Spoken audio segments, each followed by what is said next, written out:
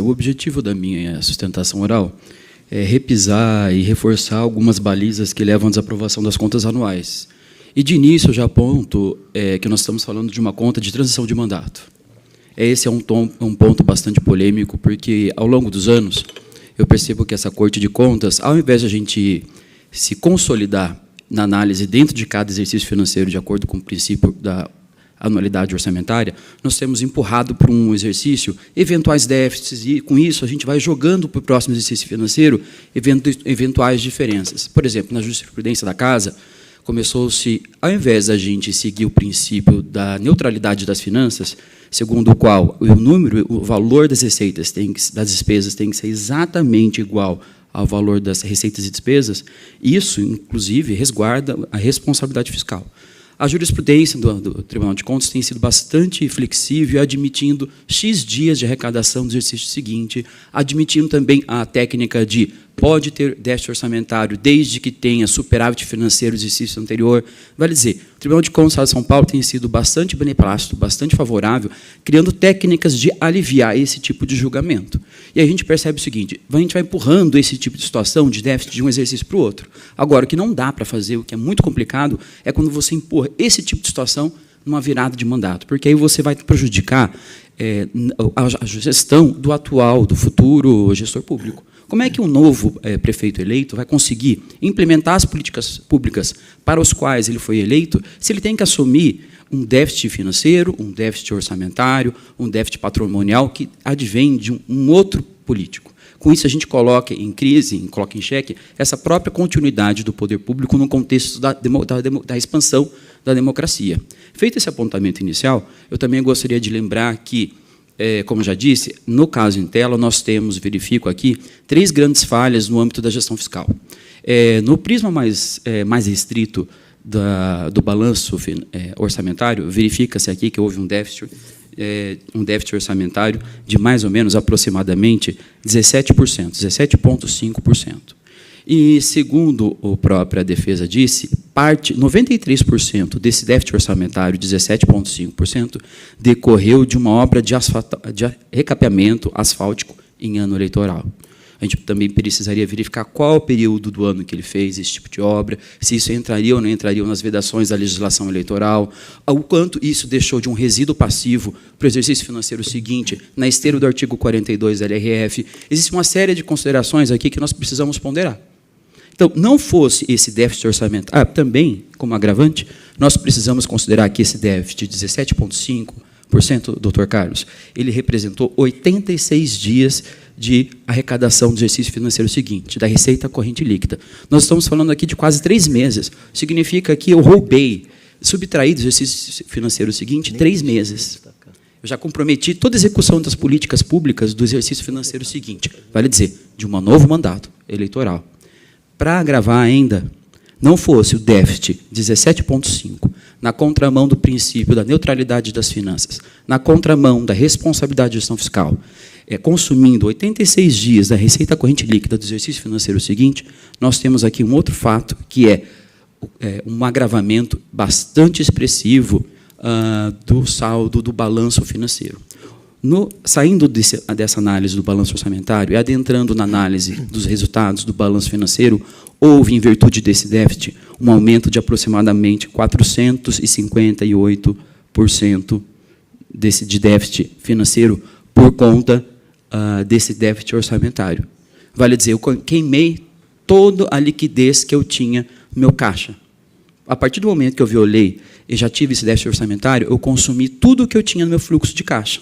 Tanto que a relatório da fiscalização apontou o quê? Que ela não tinha lastro financeiro para fazer jus aos pagamentos de curto prazo. Veja, esse problema, a princípio muito pequeno no balanço orçamentário, teve um impacto bastante significativo no balanço financeiro e, mais uma vez, redundou naquela prisma mais amplo do balanço patrimonial. Sob o prisma do balanço patrimonial, nós temos o quê? Nós tivemos uma diminuição do balanço patrimonial, não só por conta desse péssimo desempenho desse resultado orçamentário e do resultado financeiro, mas também em virtude do pagamento com atraso dos encargos sociais. Veja aqui, ao longo dos exercícios de 2023 e 2024, parcela significativa dos encargos sociais deixaram de ser pagos, implicando o pagamento, o acréscimo de juros e de multas incidentes sobre esses encargos sociais. Eu estou falando aqui que a existência de débitos pendentes de 2023 e de 2024, que, mais uma vez, torraram. Caso os encargos sociais tivessem sido pagos a tempo, possivelmente, isso poderia até mesmo aumentar o valor do déficit orçamentário, porque você vai empurrando com a barriga para o exercício financeiro seguinte. E isso acaba por camuflar, numa contabilidade criativa, os resultados orçamentários, financeiro e patrimonial. Tal a gravidade da situação nos 3 grandes prismas, orçamentário, financeiro e patrimonial, que houve um aumento da dívida consolidada de longo prazo na ordem de 25,9%.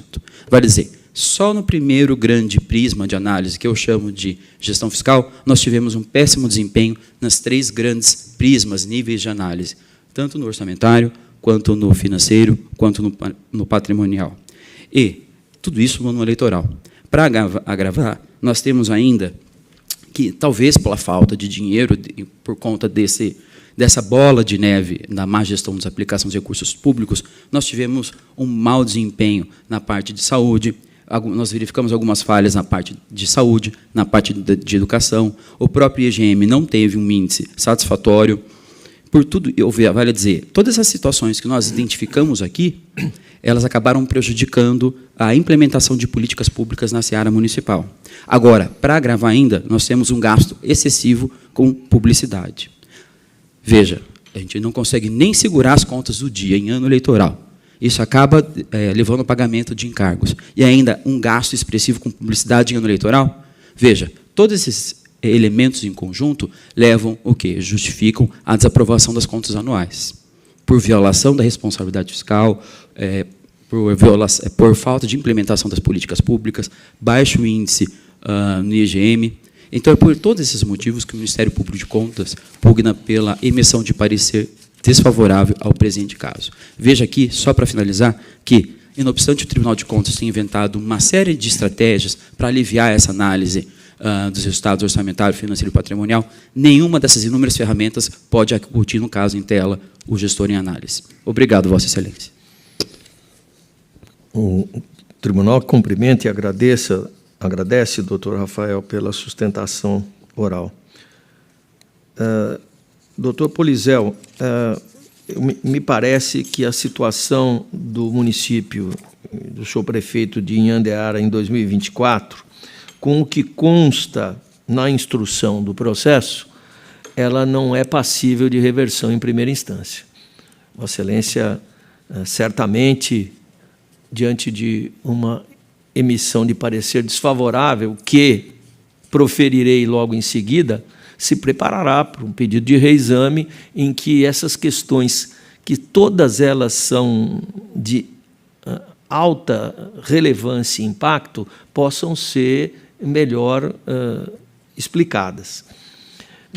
Eu encaminhei a íntegra do voto, eu vou me permitir praticamente adotar a manifestação do Ministério Público de Contas, que é extremamente coincidente com a linha do voto que enunciaria a seguir.